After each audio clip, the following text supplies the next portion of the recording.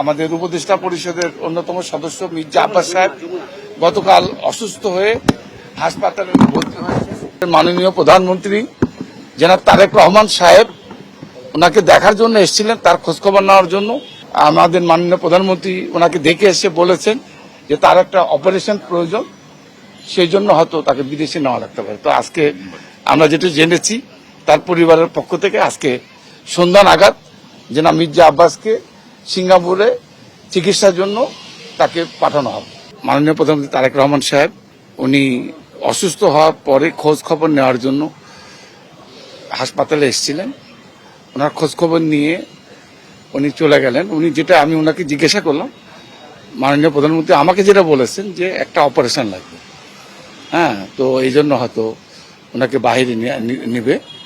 তো উনি খোঁজখবর নিয়েছেন তার শরীরের কি অবস্থা, হ্যাঁ, খোঁজখবর নেওয়ার জন্য উনি আকস্মিকভাবে আজকে হাসপাতালে এসেছিলেন।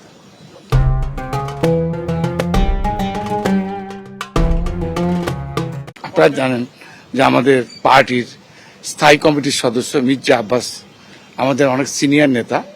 উনি অসুস্থ হয়ে গত কালকে হাসপাতালে ভর্তি হয়েছেন। ওনাকে দেখার জন্য আমাদের মাননীয় প্রধানমন্ত্রী জনাব তারেক রহমান সাহেব উনি এসেছিলেন। উনি তার খোঁজখবর নিয়েছেন, স্বাস্থ্যের খোঁজখবর নিয়েছেন।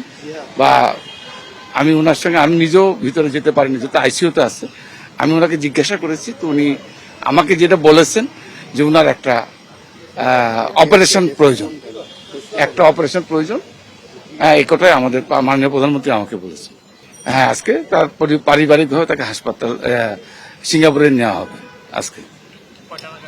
এই যে ঠিক আজকে সন্ধ্যা নাগাদ নিয়ে যাবে। আমরা যেটুকু জানি আজকে সন্ধ্যা নাগাদ তাকে সিঙ্গাপুরে নিয়ে যাওয়া হবে। আমি ঠিক জানি না, ভাবি যাবে, তার স্ত্রী আফরোজা আব্বাস যাবে সঙ্গে, তার পরিবারের সদস্য ছেলেরা আছে, তারা হয়তো যাবে তার সঙ্গে।